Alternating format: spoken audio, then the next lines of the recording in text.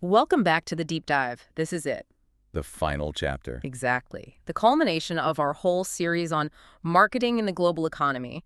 We've gone from, the big picture macro analysis. Right, through strategy, the marketing mix, all of it. And now we land where it all gets real. Implementation and control. This is where the planning stops and the doing starts. It's absolutely the make or break phase. So for you listening, whether you're an executive student or already managing operations, this final deep dive is all about Chapter 5.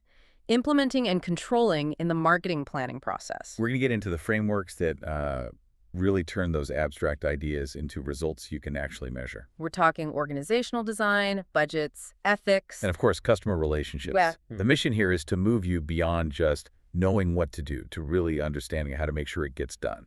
Before we jump in, though, we need to ground this conversation with the expert behind these insights. Marc Opresnik is the creator of the Pivotal Infinity Marketing Canvas and founder of Pivotal Thinking. He is Distinguished Professor of Marketing at Lübeck University of Applied Sciences in Germany, Honorary Professor at the New Delhi Institute of Management, a global thought leader at the LSE Academic Speakers Bureau, and co-author of several international bestsellers with Philip Kotler. He also serves on the advisory board of the United Nations World Food Program Innovation Accelerator, is a leadership coach and executive trainer, a TEDx speaker, and is recognized as one of the world's most influential voices in purpose-driven marketing, strategy, and leadership. That background really sets the stage perfectly for the kind of practical global insights we're about to get into. Let's start with the first major hurdle of implementation. Section 5.1. Organizing and implementing the marketing plan. So whenever you launch a new marketing plan, you're introducing change. And change, well, it always creates some resistance. It's human nature, right? Exactly. And the slides we're using jump right into this with a diagram on managerial actions to reduce resistance to change. This is so critical because you can have a perfect strategy, but if your team isn't on board, it's worthless. So you can't just assume everyone will adopt the new plan. The diagram really hammers home that managers have to actively plan for this. Change management isn't an afterthought. Not at all. It's a core part of the project. If you don't plan for how you're going to guide people through that transition, resistance will just stall everything. So what are the key actions here? What stands out? It really boils down to involvement and communication. A lot of resistance comes from, fear of the unknown or feeling like you're losing control. Sure, that makes sense. So effective managers bring people in early, they ask for input, they listen to concerns, and they make employees feel like they own a piece of the change. But just involving them isn't quite enough, is it? No, you also need clarity. You have to communicate the why over and over. Why is this change necessary? How does it help the customer? How does it help the company? The goal is to get the team to see it not as more work, but as a necessary step forward. It's like internal marketing, really. You're selling the change to your own people first. That's a perfect way to put it. And if you skip that step, implementation is doomed. You'll see it in siloed departments, high turnover, or just a general lack of energy. Okay, so once you've managed the human side of change, you have to look at the machine itself, the organizational structure. Yes. The structure decides who does what, who reports to whom, how everything gets coordinated. The source material lays out 4 classic models we really need to understand. And choosing the right one is a huge decision. Let's start with the first one in the slides, probably the most common one, the functional structure. Right. So if you look at the diagram, you've got the marketing VP at the top. Under them, you have specialists, a sales manager, an advertising manager, a market research manager. So it's organized by expertise. Exactly. It's great for smaller companies or ones with a pretty narrow product line. The big advantage is that you get deep specialization. Your ad people are great at ads. Your salespeople are great at sales. But the drawback is pretty obvious, I think. The silo effect. The classic silo effect. Yeah. Sales and advertising might work for the same VP, but if they aren't talking day to day, your messaging to the customer can get really fragmented. So you gain efficiency within each function, but you lose agility across them. Precisely. And that's why a lot of bigger companies move to the next model, the product structure. This diagram looks different. The marketing VP is now overseeing product group managers. For example, one for consumer electronics, another for software. Yeah, and here's the key. Each of those product managers has their own little functional team, their own salespeople, their own ad people, all dedicated to that specific product line. It's like a mini business within the business. Yes, and the pro is an intense, singular focus on making that product successful. Think about a giant company like Procter & Gamble. Tide and Crest need their own dedicated marketing teams to compete. The downside, though, seems to be a ton of duplication. Massive duplication. If you have 10 product lines, you might have 10 separate advertising departments. It can be very inefficient and expensive. Okay, what about companies that operate globally? That brings us to the geographical structure. In this diagram, the marketing VP oversees area managers for, say, North America, Europe, Asia. All the marketing functions are then handled locally within that region. The big advantage there has to be local responsiveness. Absolutely. If you're McDonald's, the menu in India has to be different from the menu in France. This structure empowers local managers to make those calls quickly. You maximize your fit with the local market. But I can see the challenge. How do you maintain a consistent global brand? That's the constant battle. If every regional manager is doing their own thing, the global brand identity can get watered down. The head office is always trying to pull it all back together. All right, so that brings us to the last and maybe the most complex model, the matrix structure. This one is shown as a grid. You have your traditional functional managers like head of sales, but you also have project or product managers. And employees report to two bosses at the same time. Yes. You report to your functional manager for your professional development and technical standards, but you report to your project manager for what you need to do this week. This seems great for project-based work, like in consulting or aerospace. You can pull the best people from different departments for a specific project. It is. It's very flexible and dynamic. You can assemble and reassemble teams as needed. But that dual reporting line sounds like a nightmare. Who do you listen to if your bosses give you conflicting priorities? And that is the #1 reason why matrix structures fail in practice. It requires an incredible amount of communication, trust, and clear authority from the top. Otherwise, teams just get bogged down in internal conflicts. So no matter which structure you choose, success really comes down to the people, which leads to the next framework, internal marketing. A beautiful concept. It argues that your employees are your first market. If you can't sell your vision internally, you have zero chance of selling your product externally. The diagram shows this as a causal loop, a chain reaction. It does. And it all starts with motivated employees. Okay, so if your staff are engaged and believe in the mission, that leads to the next step, delivering high-quality service products. And that high quality, in turn, leads directly to satisfied customers. This is where the market validates all your internal work. And the end result, the reason you're in business, is high-profit sales. It's an unbroken chain. And if your sales are lagging, you can trace it backwards. Are customers unsatisfied? Why? Is service quality low? Why? Maybe it's because your employees aren't motivated. It really puts the focus on leadership, not just marketing logistics. Exactly. Implementation is an act of leadership. Section 5.2, budgeting and control. All right, let's move from people and structures to resources. Budgeting and control. You can't implement anything without money, which means the marketing plan has to work with the annual budget.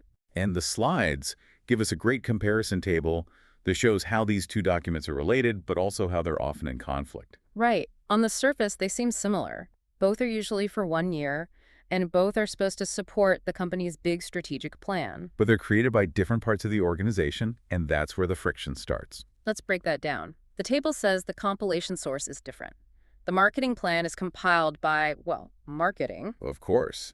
But the annual budget is compiled by finance. Finance controls the purse strings. So the marketing plan is often a request, while the annual budget is the final decision. That's a huge point for anyone learning this. Your brilliant plan is just a wish list until the finance team signs off on it. Absolutely. And that affects their role in control and evaluation. The marketing plan is used to control marketing activities. You judge it based on things like lead generation or brand awareness. Right.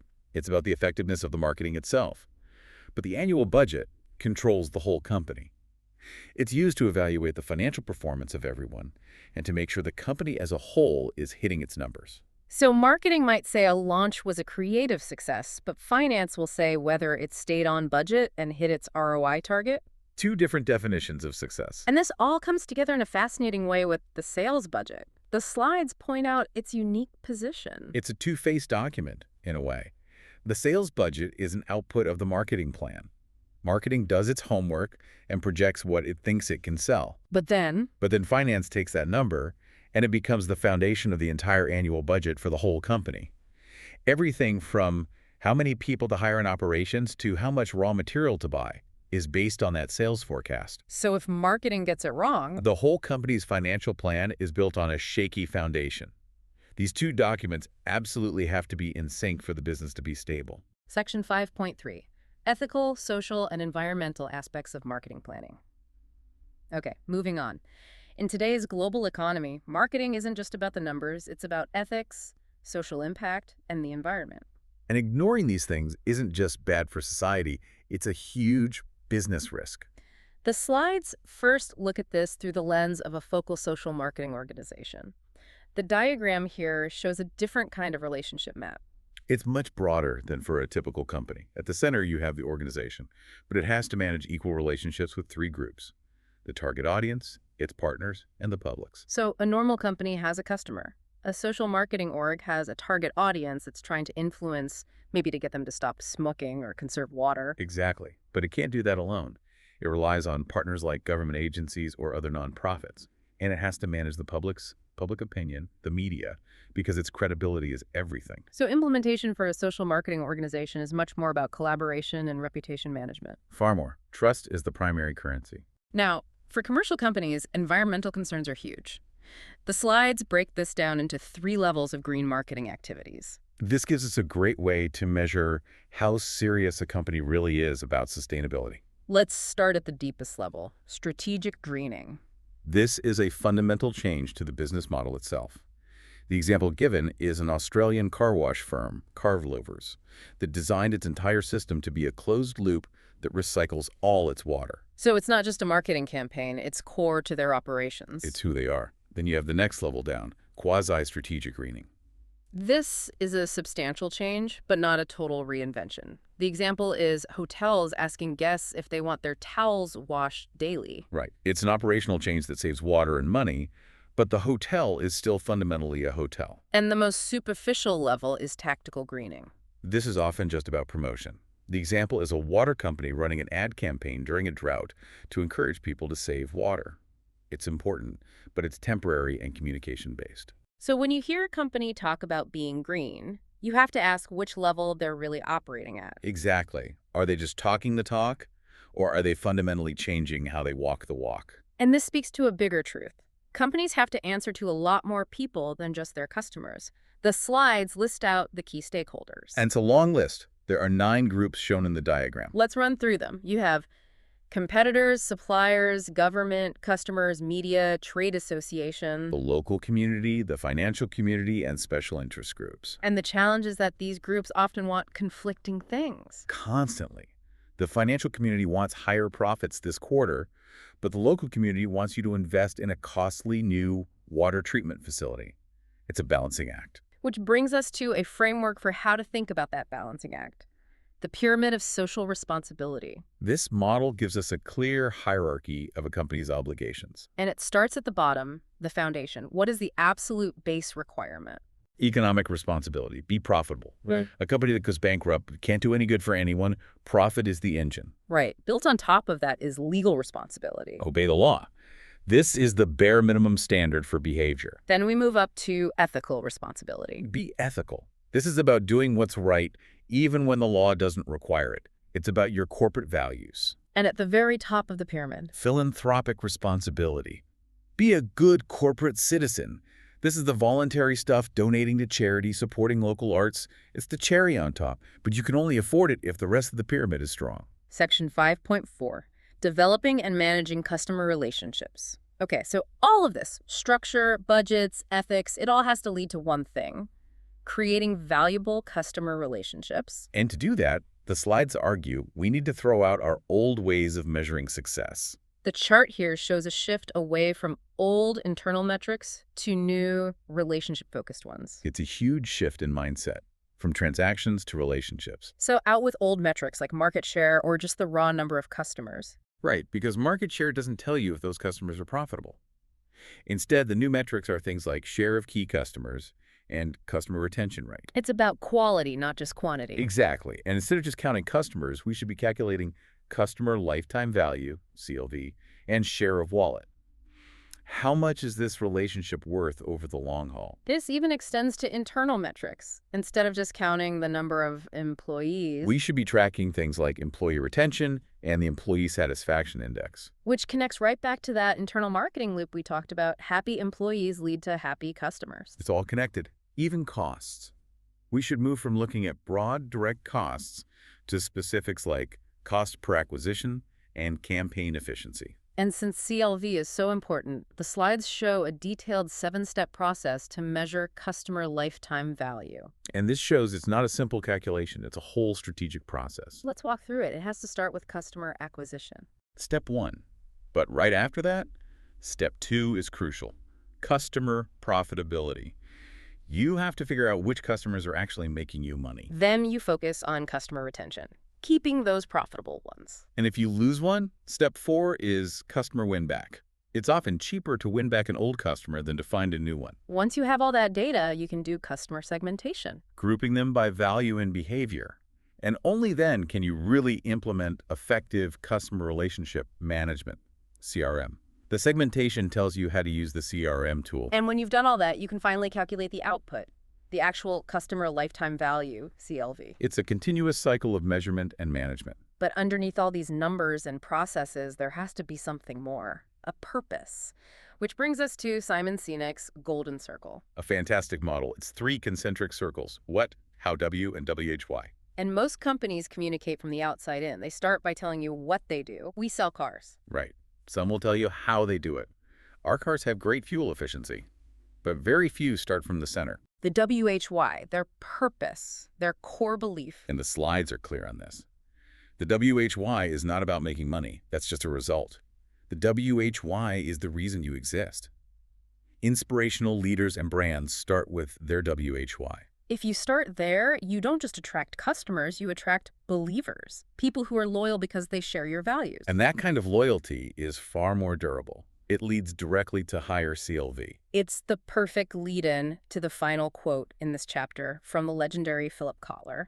A quote that really sums up the entire goal of marketing mastery. It's from source 627, and it is: the aim of marketing is to reduce the need for selling. Think about that. If you do your marketing perfectly, the research, the strategy, the product, the purpose, the offering is so compelling and so aligned with the customer's needs that you don't really have to sell it. The customer wants to buy it. The selling just becomes a simple transaction. And that brings our deep dive on Chapter 5 and this entire series to a close. It's been quite a journey, from the biggest picture of the global environment all the way down to the nuts and bolts of implementation and control we talked about today. And we've seen that success really is a blend. You need that hard structural efficiency, the right org chart, a solid budget process. But you also need the softer side, the ethical responsibility, the focus on stakeholders, the deep understanding of your purpose. And at the end of the day, it all comes back to the customer relationship, shifting your metrics, understanding lifetime value, and always communicating from your WHY. That's what separates the good from the great on the global stage. It has been an absolute pleasure guiding you through this series on marketing in the global economy. Thank you so much for joining us for this deep dive. We truly hope these frameworks and models give you the tools you need to lead with confidence. And if you want to continue learning from the source of these insights, we invite you to subscribe to the YouTube channel of Professor Marc Oliver Opresnik. It's a fantastic global resource for education, insight, and purpose-driven leadership that builds on everything we've talked about here. Continue to question, continue to learn. And always start with WHY. Until the next deep dive, stay informed and stay curious.